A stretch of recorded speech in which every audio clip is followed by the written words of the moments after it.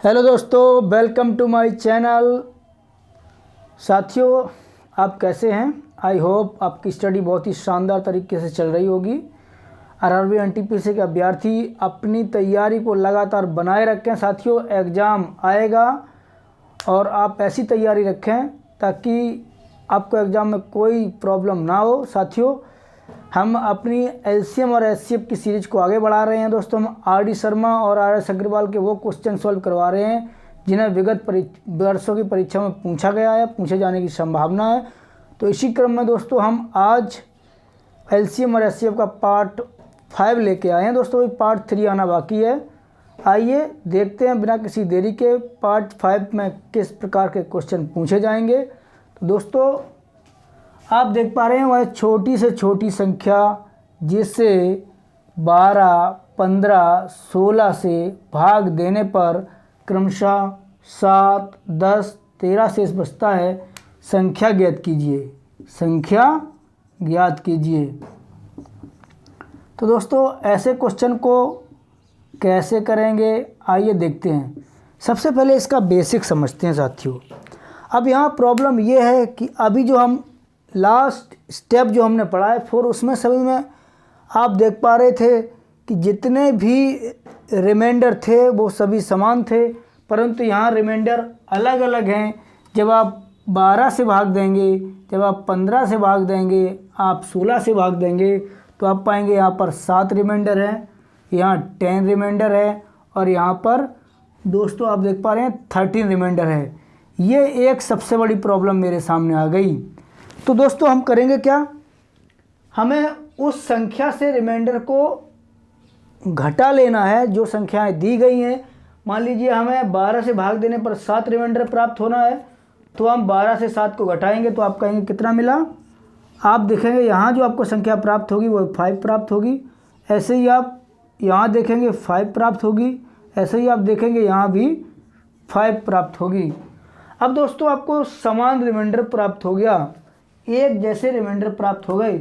फिर आपको दूसरे स्टेप में क्या करना है, स्टेप सेकंड क्या करना है। स्टेप सेकंड में आपको 12, 15 और 16 का एलसीएम लेना है साथियों।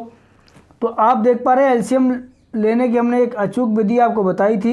मैंने कहा इन दोनों को बड़ा से बड़ा नंबर कौन सा काट रहा है, तो आपने कहा सर इन दोनों को 3 काट रहा है, आगे वाले नंबर को काट दीजिए। फिर मैंने कहा 5 और 16 को कौन सा नंबर काट रहा है, आपने कहा सर कोई ऐसा नंबर नहीं है जो दोनों को काट रहा हो, तो मैंने कहा इसको छोड़ दीजिए। फिर आप आइए 12 एंड 16 पर, इन दोनों को बड़ा से बड़ा कौन सा नंबर काट रहा है, तो आप कहेंगे सर यहाँ 4 काट रहा है। तो अभी आप 16 पर थे, आप 12 को काटेंगे, आप कहेंगे सर 4 3 जा, और एक साइकिल पूरा होने के बाद जो नंबर मेरे पास शेष बचे हैं वो है 3, 5 एंड 16। इनका आप आपस में मल्टीप्लाई करेंगे तो आप कहेंगे ये हो गया 80 में जब 3 का मल्टीप्लाई करेंगे तो आप पाएंगे 240। तो दोस्तों 240 वो नंबर आ गया। 240 तो वो नंबर साथियों आया भी जिसे हम 12, 15 और 16 से पूर्णतः डिवाइड कर सकते हैं। अब हमें क्या करना होगा, अब इसके बाद दोस्तों स्टेप जो थर्ड होगा वो ये कहता है कि जो समान रिमाइंडर आए हैं, ये जो समान रिमाइंडर आए हैं इसको इस नंबर से आप घटा दीजिए। क्या कीजिए, घटा दीजिए। यदि दोस्तों आप जोड़ते हैं तो वहाँ कहानी एक गड़बड़ हो जाएगी। गड़बड़ कहानी ये हो जाएगी सभी में 5 5 5 रिमाइंडर आएगा, तो हम क्या करेंगे, घटाएंगे। तो हमारा जो फाइनल आंसर आएगा वो आएगा 240 माइनस 5, अर्थात आप देख पा रहे हैं 240 माइनस 5, यहाँ पे आप देखेंगे 235 आपका फाइनल उत्तर होगा। दोस्तों एक क्वेश्चन और देखते हैं। दोस्तों क्वेश्चन नंबर 2 आपकी स्क्रीन पर है। यहाँ पूछा गया हुआ है छोटी से छोटी संख्या जिसे 15, 25, 35 तथा 45 से भाग करने पर क्रमशः 7, 17, 27, 37 शेष प्राप्त होते हैं। संख्या ज्ञात कीजिए। आप फर्स्ट स्टेप में वही एक काम करेंगे, आप संख्या यहाँ पर लिखेंगे 25, 35 और 45। अब दोस्तों आपको क्या करना है, रिमाइंडर आपको देखने हैं, ये रिमाइंडर इनके नीचे लिख लेना है।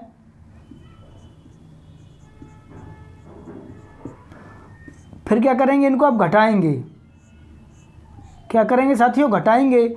आप जब इससे इसको घटाएंगे तो आप पाएंगे 8 आ गया। यहाँ भी आप 8 देखेंगे, यहाँ भी 8 देखेंगे, यहाँ भी 8 देखेंगे। दोस्तों सभी कंडीशन में 8 आ रहा है। सेकंड स्टेप क्या है, 15, 25, 35, 45 का आप एलसीएम लीजिए।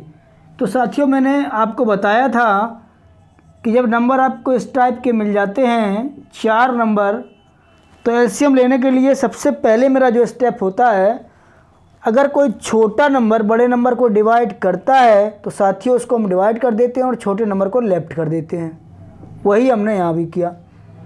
अब साथियों मेरे पास नंबर बचे 3, नंबर है 25, 35, 45। अब हमें क्या करना है साथियों, अब हमें एक साइकिल में चलना है। 25, 35 और 45। 25 और 35 को बड़ा से बड़ा कौन सा नंबर काट रहा है, तो आप कहेंगे सर इन दोनों को 5 काट रहा है, तो आगे वाले नंबर काट दीजिए।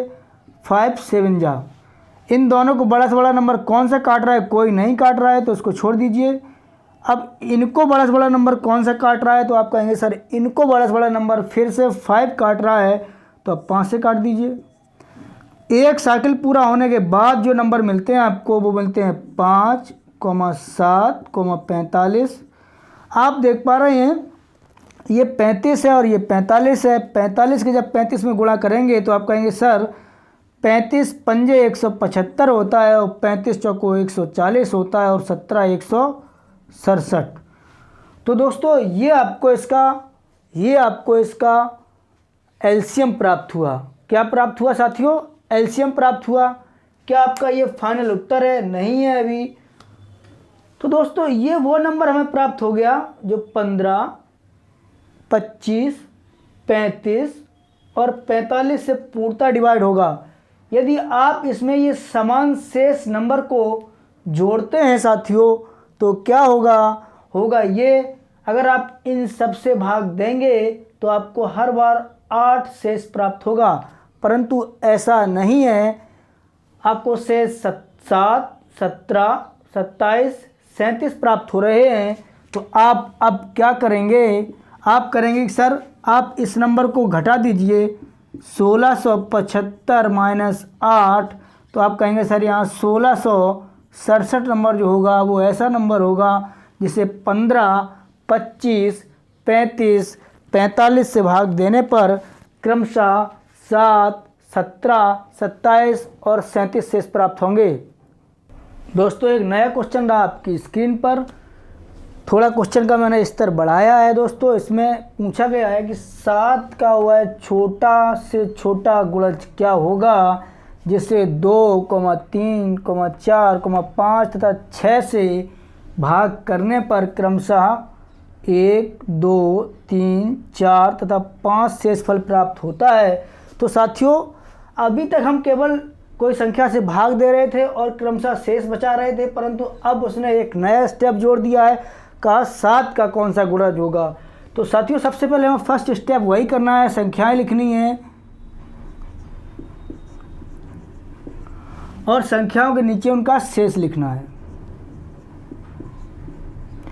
आपने देखा जब इसको घटाया होगा तो 1 बचा होगा, यहाँ भी 1 बचा होगा, यहाँ भी 1 बचा होगा, यहाँ भी 1 बचा होगा और यहाँ भी 1 बचा होगा। साथियों कुछ अभ्यर्थियों के मन में एक सवाल चल रहा होगा, वो सवाल ये होगा कि सर यहाँ आप हर बार में बराबर शेष आ जा रहा है, परंतु कभी कभी हो सकता है शेष बराबर ना आए, तो हम क्या करेंगे, इनके शेष अलग अलग आ जाएं घटाने पर। साथियों तो हमें क्या करना है, दोबारा जो शेष प्राप्त होगा यहाँ पर उसको इसमें से फिर घटा देना है, उसमें से इसको फिर घटा देना है। जब आप घटा देंगे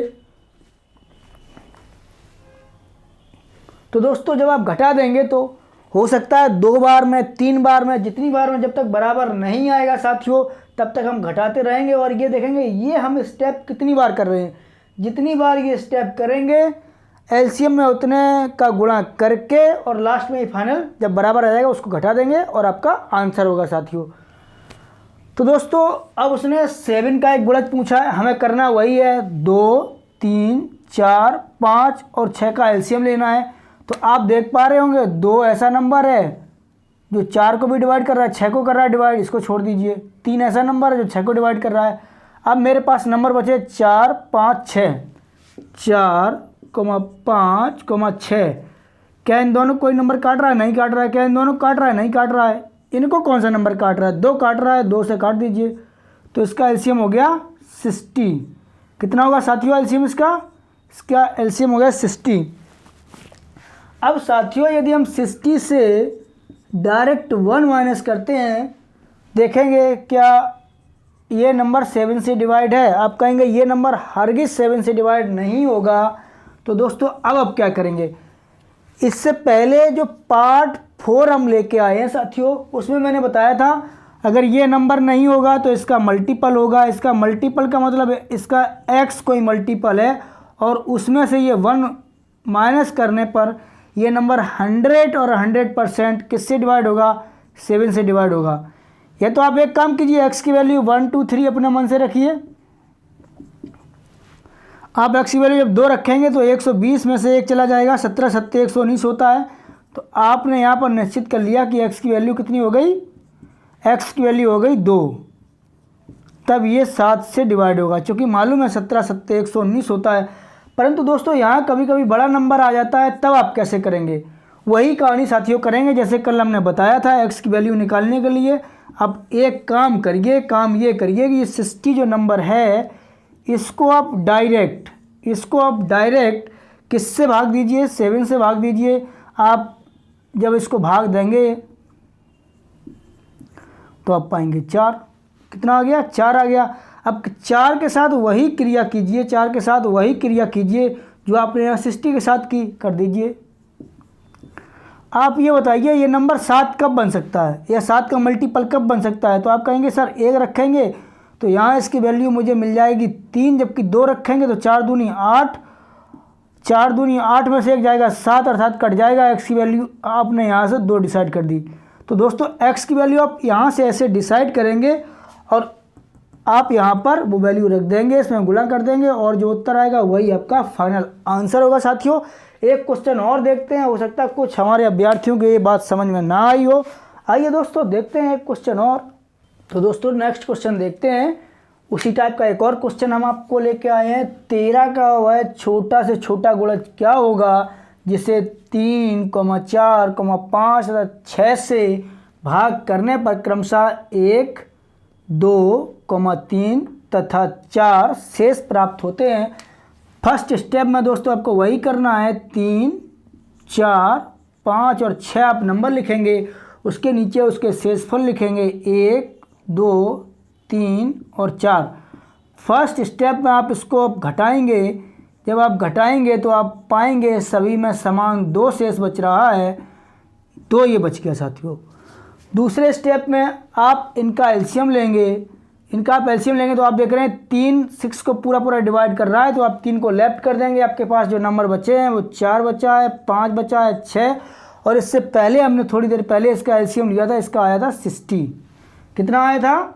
60 आया था दोस्तों। जब 60 इसका एलसीएम आया था तो मैंने कहा यहाँ पर प्रत्येक दिशा में 2 शेष बच रहा है और ये 13 का मल्टीपल है। दोस्तों आप देख रहे हैं 13 जब इसमें भाग दे रहे हैं तो 13 चौको 52 होता है, जबकि आप 2 जब इसमें घटाएंगे तो आपको 58 प्राप्त होगा। क्या ये नंबर डिवाइड होगा? नहीं होगा। तो मैंने क्या कहा, मैंने कहा इसको आप ये मान लीजिए इसका कोई मल्टीपल x रहा होगा और उसमें अगर 2 घटा दिया जाए तो ये नंबर 13 से पूर्णतः डिवाइड हो जाएगा। x की वैल्यू आप कैसे डिसाइड करेंगे? आप 60 को डायरेक्ट डिवाइड कर दीजिए। किससे? आप डिवाइड करिए 13 से, 13 चौको 52 और यहाँ बचेगा आपका 8। तो 8 के साथ वही क्रिया कीजिए जो आपने पहले 60 के साथ की है। अब आप बताइए ये 13 से कब डिवाइड होगा? तो आपको मालूम है कि 13 छक्का 78 होता है। अगर यहाँ x की वैल्यू 10 रख दी जाए तो 80 हो जाएगा, 80 से 2 घटा दिया जाए तो 78 हो जाएगा, जबकि 13 छक्का 78 होगा। आपने यहाँ पर x की वैल्यू डिसाइड कर दी कितना? 10। 10 दोस्तों वैल्यू आप उठा के यहाँ रख दीजिए। 10 जब आप रखेंगे तो 60 इंटू 10 माइनस 2, तो आपको जो नंबर यहाँ पर मिलेगा वो मिलेगा -2, 598।